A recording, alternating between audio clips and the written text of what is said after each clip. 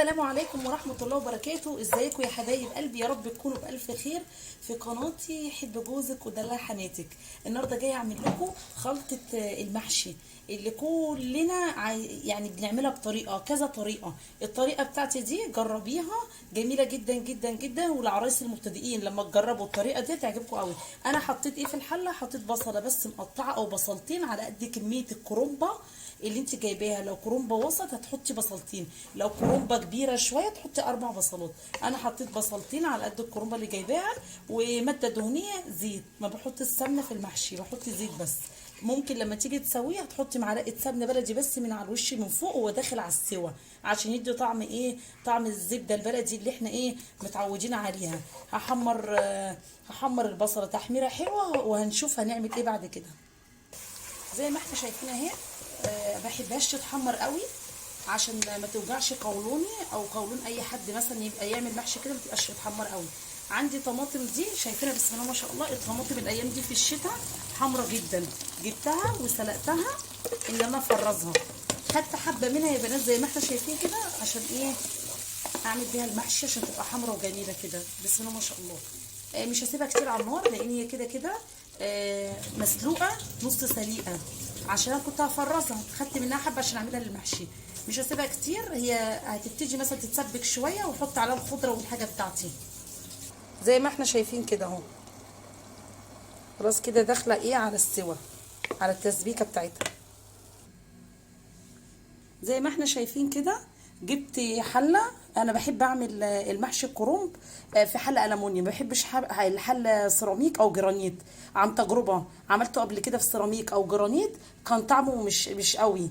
انا مش واخده الا على حله الالومنيوم. جبت حله الومنيوم اهي، غسلتها غسله حلوه وحطيت في قاع الحله ايه بقى؟ بصل مقطع كده حلقات وطماطم. هحط عليهم لما اجي احشي احط عليهم الكرنب. بيدي طعم حلو قوي لما بيستوي. ده صدقيني لما بتيجي تاكليه بيبقى ليه طعم جميل جدا. معايا ايه بقى؟ الكرنب اهو زي ما احنا شايفين اهو. جبت كرنبايه قطعتها، سلقتها وقطعتها زي ما احنا شايفين اهو. ده قبلها بيوم يا بنات عشان اسهل على نفسي. عايزه تسهل على نفسك المحشي وما يكونش هيصه وغلبه، تقطعيه قبلها بيوم. بص التقطيع بتاعي جميل ازاي، بص اللهم بارك. وقلت بقى ايه، كان عندي فلفلتين في التلاجة، قلت احطهم فوق ايه، فوق حله المحشي، بيعملوا ريحه حلوه لحله المحشي. لما يبقى عندك فلفل رومي وحدايتين كده حطيهم من فوق، والله بيعملوا فرق كبير قوي في حله المحشي زي ما احنا شايفين اهو. بص بتبقبق ازاي للبنات المبتدئين. طالما بتبقبق كده خلاص داخله على التسبيكه اهو. شايفين البقبقه بتاعتها؟ طبعا جبت بقى الرز مصري مغسول غسله حلوه زي ما احنا شايفين كده وناشف اهو. منشفاه عشان احطه دلوقتي ايه على الطماطم لما تتسبك معايا. والتوابل بتاعتي بسيطه جدا. كمون، انا بزود في المحشي كمون، بحب في المحشي كمون جدا. كمون، كزبره ناشفه، قالب مرقه، فلفل اسود وملح. لو عندك قرفه حطي، بس انا ما كانش عندي قرفه. الحاجات دي اساسيه جدا. لو ما عنديش قرفه مش اشكال تتغاضي عنها، بس اهم شيء الكمون زوديه شويه يا بنات، هيبقى طعمه جميل، مدي طعم جميل قوي في المحشي زي ما احنا شايفين. ما قدمتلكوش الخضره جبتها شبت وكزبره. ما تجيبيش بقدونس خالص في محشي الكرنب، بشبت وكزبره فقط لا غير. بيفرق طعم جميل جدا. انما الكزبره دي بحبها قوي في صينيه السمك، بحب احط كزبره او كرفس. انما الكزبره والشبت كتري جدا من الشبت. لو كترت الشبت حلو مع الكمون بيعمل فرق جدا، بيوديكي في حته تانية او في المحشي وبيبقى ريحته رهيبه. جبته غسلته غسله حلوه. والموسم دوت ما شاء الله الشتوي بيبقى الخضره كتير قوي بكتره في السوق. هاتي وممكن كمان تفرزي، انا عامله لكم فيديو عن تفريز الخضره وازاي بفرزها.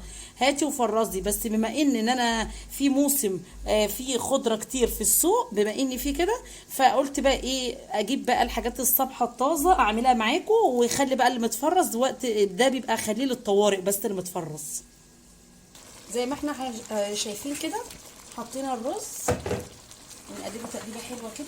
لازم الرز تحطيه شويه على النار يتشرب من الخلطه، مش على طول تشيل الخلطه وبعد كده تحطي عليها الرز دي على الناشف كده، لا انا بحبه كده اشربه شويه. ونحط الايه البهارات بتاعتنا، الكمون والكزبره الناشفه والملح وفلفل اسود.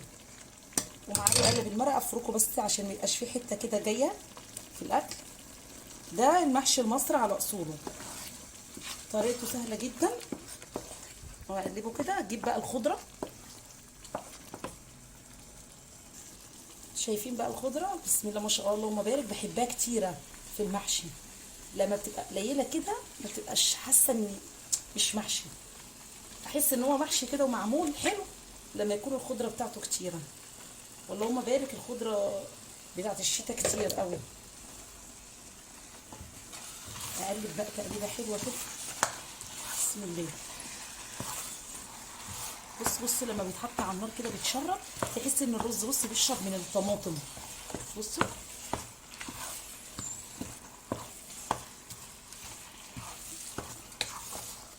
كده بقى ايه كده. الخلطه بتاعتي جاهزه المحشي، وهحشي معاكم طبعا.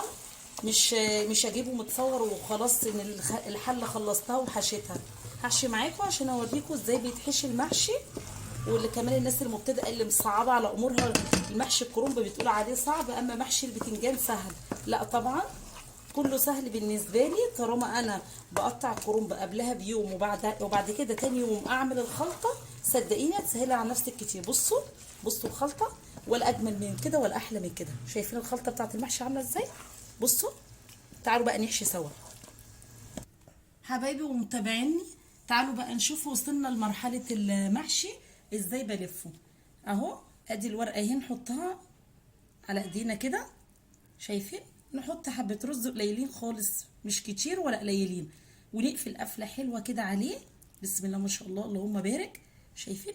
ونحط ايه على اللي احنا عاملينه، الطماطم بالايه بالبصل. ناخد واحده تاني كده قدامكم. بسم الله. بصوا بنقفل ازاي. لازم تقفليه قفله محكمه عشان الرز ما يطلعش منه، بس ما تخلوش يعني مكتوم قوي، عشان لما المحشي بيتكتم قوي جواه الرز بيطلع منه بيبقى معجن. شايفين؟ حبه رز تاني كده، رز سخن جدا اهو. نروح قافلين قفله حلوه كده، والله هتاكلي احلى محشي. بسم الله ما شاء الله اللهم بارك. نعمل لك واحده كده تاني عشان خاطر حبايبنا ومتابعينا اللي بيتابعوني اهو.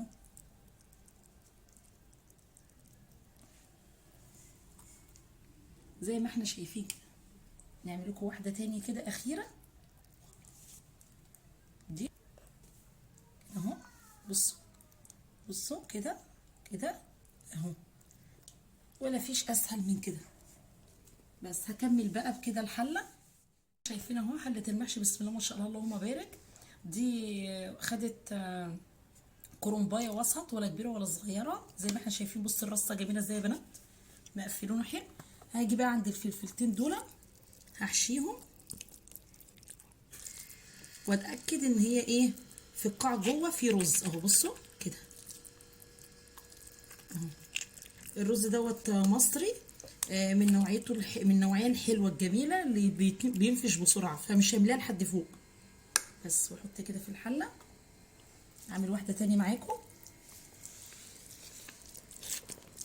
واتاكد برضو ان هو تحت خالص كده، عشان ساعات الرز ما بيوصلش ايه، لازم انت بقى تغرزيه كده لتحت قوي. برضو مش هعمليه لحد اخره عشان الرز ده بينفش بسرعه.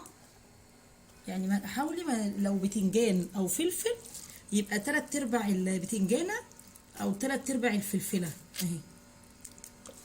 في ناس من عاشقين الفلفل، محشي الفلفل ده، الفلفل ده ليه ناسه بقى اهو. واكمل كده بقيت كامل فلفلايه بس اللي معايا، وهنحط على النار زي ما احنا شايفين. بصوا الحله بسم الله ما شاء الله بتتكلم عن نفسها. بصوا بسم الله ما شاء الله عليها. دلوقتي هحط العقد الشوربه اللي هسقي بيه المحشي، وهوريكم هسقي ازاي وتستوي ازاي معاكي، والمحشيه ما تطلعش معجنه. زي ما اتفقت معاكم هوريكم ازاي بسقي المحشي ما يكونش معجن ويطلع معاكي مظبوط جدا، وكل واحده بوحدتها. معايا اهي الشوربه على النار بتغلي زي ما احنا شايفين. شوربه فراخ او لحمه ايا كان عندك، هنجيبها بعد ما تغلي. شايفينها اهي داخله في الغلوه اهي، شايفينها. اروح جايباها قد ايه، كوبايه او كوبايه ونص، مش كتير يا بنات عشان ما يكونش لحد فوق يبقى معجن. او بتغلي كده اروح جايباها سايقه دي المحشي. بسم الله الرحمن الرحيم زي ما احنا شايفين كده اهو.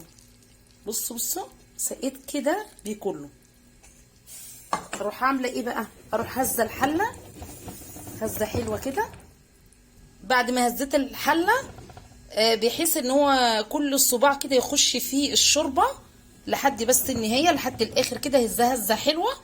اروح حاطه عليها ايه بقى عشان كله يتعمل؟ طبق صيني عندك، طبق عادي اهو زي موجود في اي بيت، احطه كده فوقيها. اروح حاطه بقى الغطا بتاعي، الاول هعلي عليه النار. المحشي بيتعلى عليه النار في الاول، واول ما تشمي كده ريحته تروحي داخله ايه موطيه النار قد شمعه كده، بحيث بقى ايه يهدى كده المحشي مع بعضه كده، الرز يستوي كله كده يبقى مفلفل كده.